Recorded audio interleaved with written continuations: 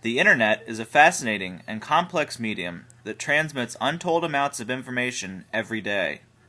For many of us, the Internet is now a necessity in our everyday lives. In just the past 10 years, the world has radically transformed. Many of us take this technology for granted, but what really happens when you click search? First, let's start at the beginning.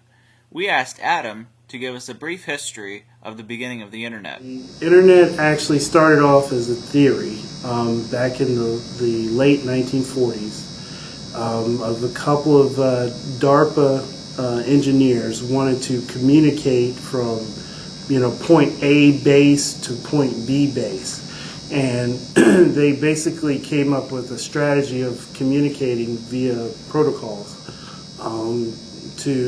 and then having three different points. And if you wanted to communicate to A to C, then you would have a point B in the middle to actually communicate to both ends A and C to make one even connection. So it basically came around in the late 1940s and was actually implemented in the late 1960s. So in the beginning, what was the setup of this network?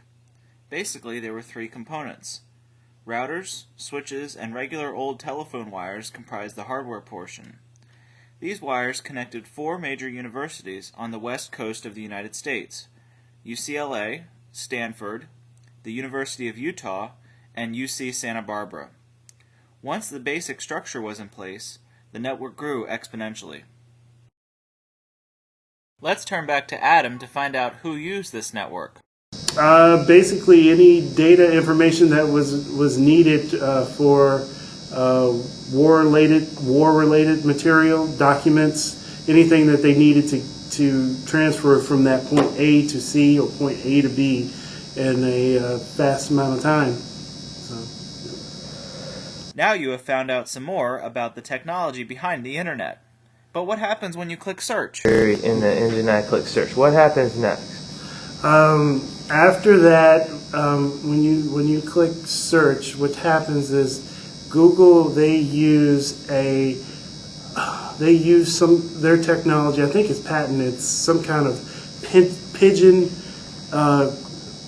search engine or something like that, which is basically a high-level web crawler. Which basically they gather everything that is put out there, which the web crawler goes out and gathers everything on the web servers, and then from there it takes a poll or a ranking of what is the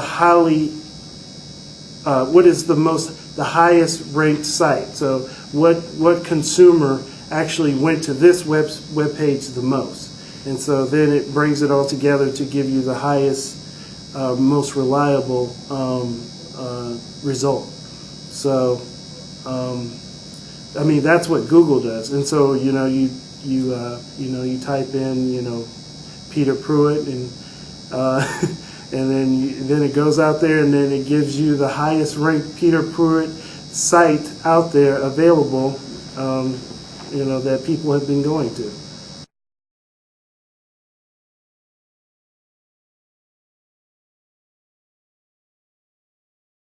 Now you have learned the basics about the architecture of the Internet. We hope this topic has been interesting. Don't ever take any click for granted again.